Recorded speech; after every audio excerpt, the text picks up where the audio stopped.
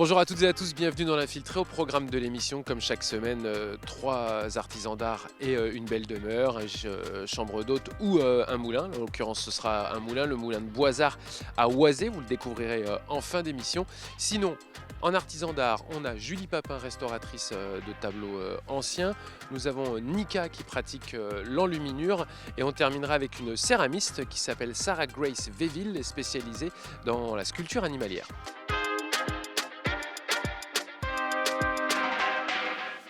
On est arrivé à Crène en Champagne dans l'atelier de Julie. Bonjour Julie. Bonjour. Vous êtes installée ici Julie depuis très peu de temps. Avant vous étiez au Mans. Depuis 6 mois, donc ça fait pas très longtemps. Voilà.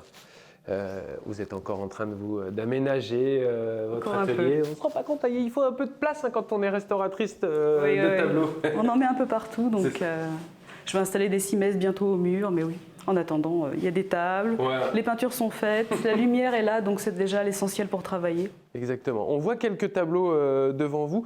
Est-ce que vous pouvez nous expliquer concrètement en quoi consiste ou quelle est la définition de restaurateur ou de restauratrice de tableaux? Donc nous, on a un titre de conservatrice pour moi, conservatrice-restauratrice d'œuvres peintes. Et donc ça consiste à effectivement prendre en charge des œuvres. Alors sur chevalet, c'est souvent comme ça, donc des tableaux. Et donc à faire en sorte de prolonger leur vie dans le temps le plus possible. Donc quand on les reçoit, ils ont des altérations. On va d'abord agir au niveau de la conservation, c'est-à-dire qu'on va essayer vraiment de voir ce qu'on peut faire pour limiter l'altération. Et ensuite, on va effectivement faire, après notre diagnostic, on va essayer de trouver donc des solutions à ces altérations et de restaurer l'œuvre. Donc ça peut être un allègement de vernis, ça peut être un décrassage. Des fois, il va y avoir des petites lacunes, comme ici par exemple. Oui. Donc ça, on va combler les lacunes, on va faire du fil à fil, rajouter des pièces de renfort pour effectivement retrouver un support en bon état en tout cas. Ce qui veut dire que vous devez forcément être peintre, vous aussi? Alors peintre, pas forcément, mais on a une formation en fait qui effectivement nous fait toucher à toutes les techniques. D'accord. On maîtrise un certain nombre de techniques pour comprendre comment sont faites les œuvres et puis ensuite pour voir mieux effectivement les altérations. Après évidemment on tient un pinceau la plupart du temps ou un scalpel, donc il faut avoir peut-être une fibre artistique, mais on n'est pas obligé d'être peintre, c'est pas obligatoire. C'est quoi d'ailleurs, quel est le parcours pour devenir conservatrice, restauratrice comme vous? Alors le parcours c'est 5 ans d'études normalement. Donc moi j'ai fait une école privée à Paris et à Lyon. Sinon il y a des écoles d'État et donc c'est 5 ans de formation avec des stages. Il y a 2 ans de stage dans ces 5 ans et un mémoire à la fin qui est obligatoire. Et ensuite après on continue à se former tout au long de notre vie. Il y a toujours des choses. École d'État, ça veut dire que vous êtes amené, vous, à travailler, en tout cas dans le cadre des conservations, de la restauration, avec des œuvres d'État, justement? Alors moi, je peux travailler sur ce qui est inscrit, pas sur ce qui est classé, parce que ça, c'est mon école, c'est spécifique. D'accord. Mais du coup, oui, j'ai des tableaux de l'État, on est sur des listes, il y a des appels d'offres. Et ensuite, on est choisi, par exemple, par la mairie et ensuite, les conservateurs donnent leur avis aussi et on peut travailler sur des œuvres de l'État. D'accord. Les œuvres de l'État, alors peut-être que pour ceux qui regardent l'émission se disent tout de suite c'est le Louvre ou les trucs comme ça, mais c'est aussi tout simplement notre petit patrimoine. Oui, c'est ça, c'est des tableaux d'église en fait. Les tableaux qui représentent par exemple le baptême du Christ. C'est des œuvres religieuses essentiellement, il n'y a pas que ça, mais c'est essentiellement ça. Donc beaucoup de tableaux dans des églises, dans des mairies des fois. Ou qui sont dans les inventaires des mairies. Qu'est-ce qui vous a donné envie, vous, de devenir conservatrice, restauratrice de tableaux, d'œuvres peintes? Moi, c'est de voir mes parents aussi collectionner beaucoup les œuvres. On allait beaucoup sur les brocantes, chez les antiquaires, et je me suis dit, ça a du sens pour moi. Donc, c'est pour ça que je me suis dit, j'aimerais faire quelque chose qui permette aux œuvres de passer un peu plus dans le temps. Et puis, c'était... ça me plaisait bien d'avoir mon atelier, d'être mon propre patron. Donc... j'ai pu combiner ma passion pour l'art et puis le fait de travailler concrètement sur des œuvres en ayant mon atelier de restauration. Comment ça se passe concrètement? On a un tableau qu'on souhaite restaurer, rénover. On vous l'amène et vous faites, vous, une sorte de diagnostic. Vous commencez par quoi avant? Je commence par de l'observation. Il faut Ouais. toujours que je vois le tableau vraiment de visu. Je ne peux pas voir sur des photos. C'est très difficile de se dire « Ah oui, on sait ce qu'il faut faire ». Donc je reçois l'œuvre, je fais de l'observation, j'écris sur mon petit carnet tout ce qu'il y a comme altération, je fais mon diagnostic. Donc j'essaye de comprendre les causes et ensuite je vais faire quelques tests. Généralement, on voit un petit peu voilà, s'il y a besoin d'un décrassage, d'un dévernissage. Et ensuite, j'établis mon devis. Et après, je peux lancer la restauration si mes clients sont d'accord. Et il faut compter moi je compte entre 3 et 6 mois, souvent pour un rendu. D'accord. Aussi parce que j'ai pas mal d'œuvres à l'atelier et qu'il faut beaucoup de temps, les temps de séchage, les temps de commande, de matériel. Donc ça peut prendre des fois moins. En ce moment plus parce que c'est pas facile de se fournir. Donc entre 3 et 6 mois. C'est essentiellement des tableaux qui ont de la valeur, Julie, sur lesquels vous travaillez ou pas forcément? Pas forcément. Non. C'est beaucoup de La tableaux de valeur famille. sentimentale, Voilà, peut-être. une valeur sentimentale, ça c'est sûr, sinon les gens ne s'en préoccuperaient pas. Mais effectivement, des tableaux de famille, beaucoup.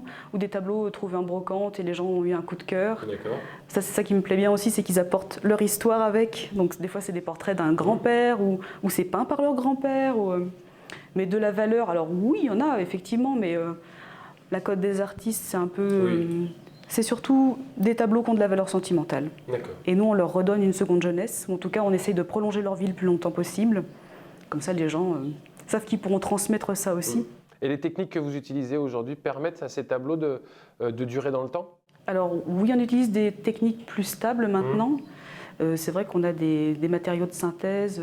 Et puis il y a tout le temps donc, des innovations qui sont faites dans le domaine de la restauration. Donc on essaye de se tenir à jour et de faire des formations pour ça. Après, on utilise quand même beaucoup des techniques anciennes, de la colle de peau de lapin, de la colle de poisson, des choses comme ça. Donc, effectivement, une restauration, ça va durer plusieurs dizaines d'années. Mais effectivement, il faudra toujours prendre soin de l'œuvre dans 50, 100 ans. On fait toujours des restaurations. Et est-ce que, comme pour certains métiers d'artisanat, je pense à Michel, chez qui on est allé réaliser un reportage aussi, qui est relieur. Oui. Est-ce que ça doit pouvoir être réversible, votre travail? Alors, Ou pas réversible, forcément? on a une déontologie. On essaye d'être minimaliste et d'être le moins interventionniste possible. Mais on ne peut pas toujours enlever ce qu'on a fait. Par contre, effectivement, si on pose un vernis ou une retouche et qu'on se rend compte que ce n'est pas les bonnes couleurs, c'est réversible.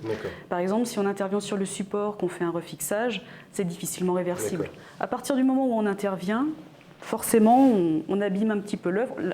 On ne va pas dire que c'est une détérioration, mais on ajoute notre touche à nous, donc pas complètement réversible.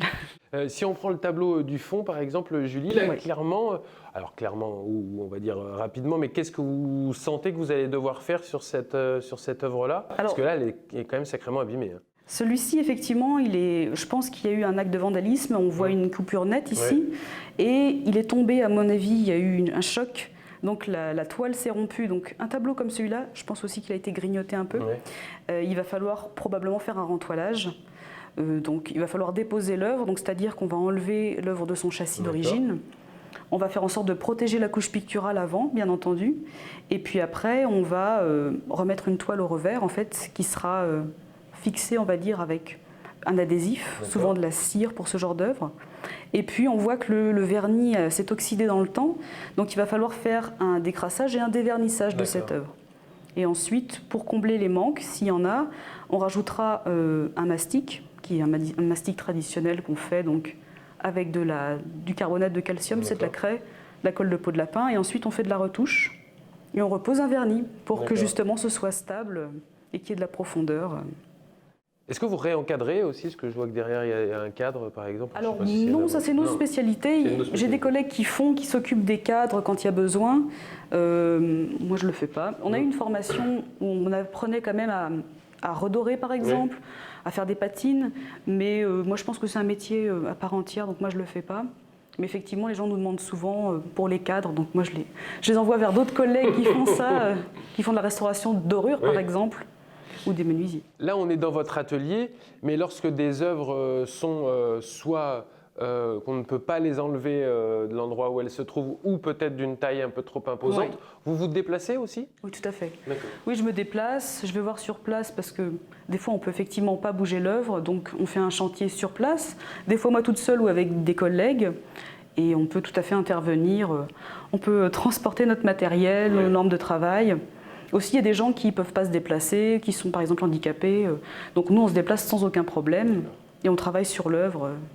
On peut même faire des devis chez les gens sans problème. Donc, Il y a une confraternité amicale dans le monde des restauratrices et des restaurateurs de tableaux? Dans la région ici, moi je trouve qu'on a de la chance parce qu'on s'entend bien, on se connaît presque toutes. On peut faire des chantiers ensemble. Moi j'ai été très bien accueillie quand je suis arrivée ici après mes stages.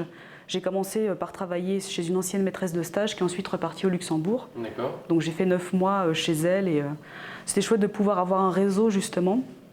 Aussi avec d'autres artisans, donc un menuisier, une doreuse. Donc c'est bien d'avoir un petit groupe. Je sais que dans d'autres régions, ce n'est pas forcément le cas. À Paris, il y a tellement de restaurateurs par exemple. Oui. C'est difficile de se connaître, mais on finit toujours par se rencontrer par les chantiers. Donc oui, c'est quand même chouette, on peut travailler ensemble. Donc, on parlait de vos techniques. Oui. Quand on regarde l'étagère, on voit bien que ça a évolué justement en termes de produits. Oui. C'est un vrai petit laboratoire de chimie. Hein. C'est un peu ça. On a une formation assez poussée en chimie et on continue d'ailleurs toujours à faire de la formation continue. Moi, cette année, j'ai une formation sur les vernis, par exemple. Et effectivement, il faut qu'on maîtrise les solvants, les résines. On achète beaucoup d'adhésifs et c'est des choses qui sont, avec les 20 dernières années, qui se sont effectivement stabilisées. On n'utilise plus forcément tout le temps des matériaux naturels. On va se pencher plutôt sur les matériaux synthétiques qui, eux, sont stables dans le temps et qui ne vont pas jaunir, par exemple. Le problème des matériaux synthétiques, c'est qu'aussi, on ne connaît pas forcément leur évolution dans le temps. Donc, on utilise quand même beaucoup d'anciennes techniques. Aussi. Voilà, on adapte, on va dire.